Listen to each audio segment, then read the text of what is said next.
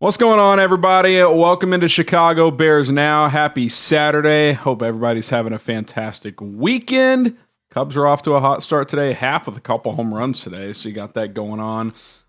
First at-home video in a while.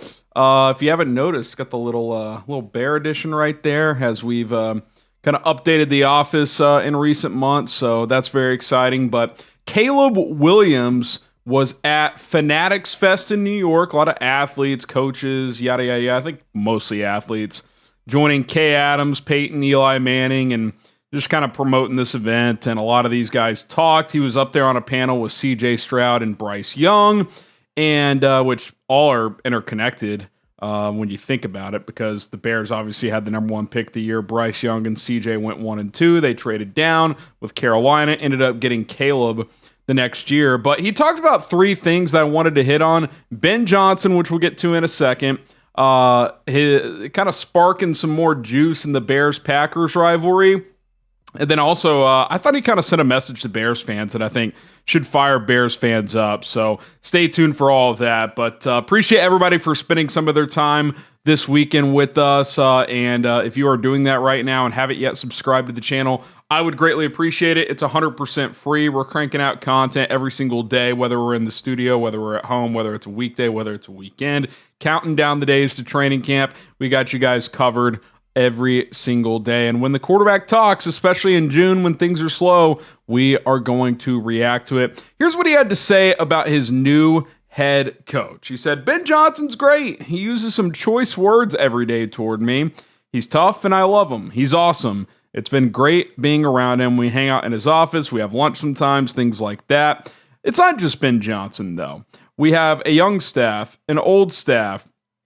We have a bunch of experience, a bunch of new energy provided from the coaches and the players. I think it's been awesome. And I think this really, none of this is earth-shattering, but this just kind of echoes what we've been hearing. And it's what Caleb and the players asked for last year. We want to be coached hard. We want to build something together. I don't think Shane Waldron was capable of commanding a room. Matt Eberflus was in over his head as a head coach, and you read there, we have lunch sometimes.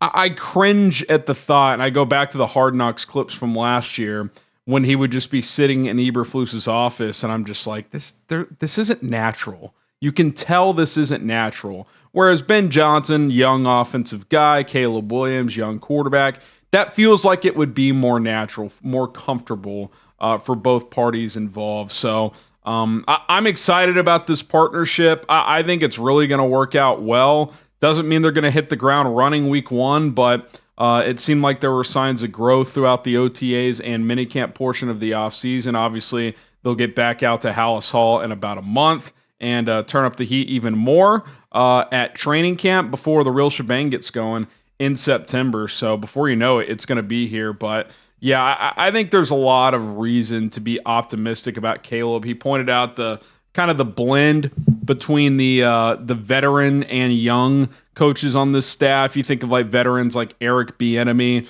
offensive line coach Dan Rochar, and then you have young guys like Declan Doyle. Antoine Randall has been around for a few years, but he's a little younger. He's in his 40s, former receiver in the NFL as well. So I think there's a good blend. JT Barrett's 30, 31 years old, obviously a young guy. So I do think the Bears have a good blend, and I think that the players are definitely a fan of this new staff, especially compared to the last one. Okay, before we get to the Bears-Packers stuff, Caleb, I thought, kind of sent a message to Bears fans, which I think should fire you guys up. He goes, I know Bears fans, it's year after year, typically where coaches and quarterbacks are typically in and out. Our goal, talking about himself and Ben Johnson, is to be here for a while. And I'm glad he's just kind of facing this head on, and I'm glad he's honest about this, right? Like, everybody freaked out about the ESPN report ahead of Seth Wickersham's book, but when we all sat down and read it and really digested it, it's like, yeah, he's right. Of course, he and his dad in particular had concerns about coming to the Bears because history suggests it doesn't work out for quarterbacks.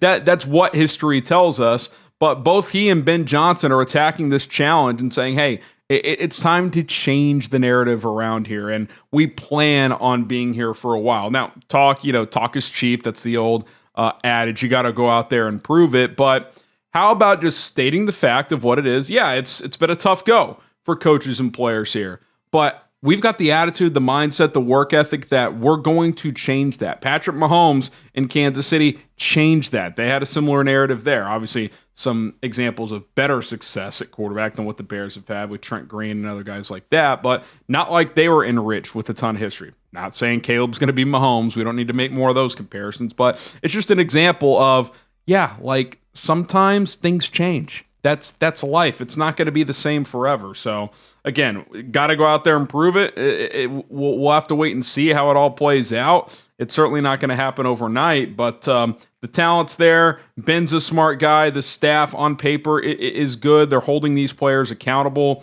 which they seem appreciative for. I certainly am appreciative of it, and we see where it goes from here. Training camp is kind of the next measuring point to see how things are clicking or not as we get into the month of July and into August. Okay. Caleb Williams also was asked about his worst fan experience so far in the NFL, and here's what he had to say. He said, "One of mine was probably at Green Bay. I mean, they suck," kind of feeding into the crowd. Some Bears fans are there. But it was after the game, after we won at Lambeau. 1-0 at Lambeau right now, by the way, he said. We obviously tried to do the Lambeau leap and actually jump into the crowd where our fans were, and they, talking about Packers fans, just start throwing everything at you. And, it's kind of just nothing he said there was crazy malicious, right? But he's kind of stoking the flame a little bit. Like, yeah, like my worst fan experience was at Lambeau Field against our hated rival. We beat them on a walk-off kick, did the Lambeau leap. They're pushing us back to the ground. Oh, by the way, I don't know if you knew this. We're 1-0 since I've been here at Lambeau Field. Like, I like that.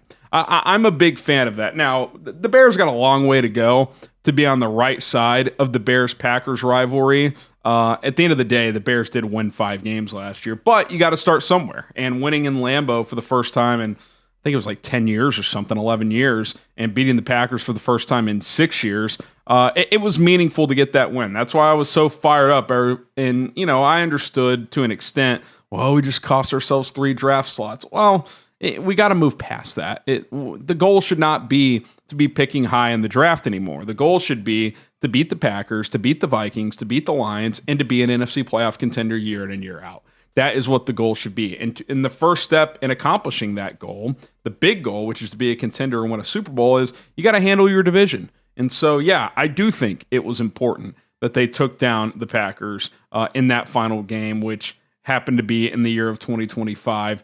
To start this, kind of kickstart the offseason, if you will, which has been a very good offseason, starting with the hire of Ben Johnson and the rest of his staff and trading for Joe Thuney and Jonah Jackson and signing Drew Dahlman and so on and so forth. So Caleb seems to be all in, seems to have bought into what this coaching staff and what Ben Johnson is preaching him, and he's admitting, like, yeah, he's tough. He's hard on me. He has some choice words sometimes, but at the end of the day, it's tough love. I love the guy. So that's what a good player-coach relationship should be. He's hard on you.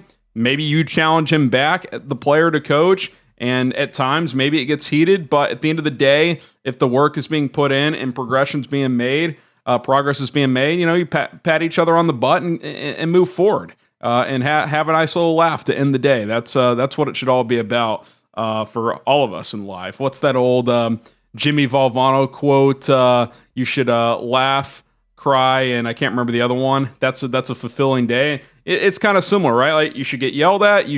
Maybe you bark back. And at the end of the day, it's you're on the same page, and you're growing as a player, as a employee, whatever you do in your life. So I'm excited about this. I think the Bears have the right staff at the right time. They needed some hard asses like Eric Bieniemy and company. So we'll see if it works out. I can't wait to see. I haven't been this excited about a season in a long time. So definitely looking forward to this one. Okay, by the way, speaking of the Packers, can we get a little FGB chant in the comments going? FGB, FGB, FGB. If you hate the Green Bay Packers, spam FGB in the comments down below. And we appreciate everybody for tuning in to this episode of Chicago Bears Now. We will see you guys very, very soon. Bear down.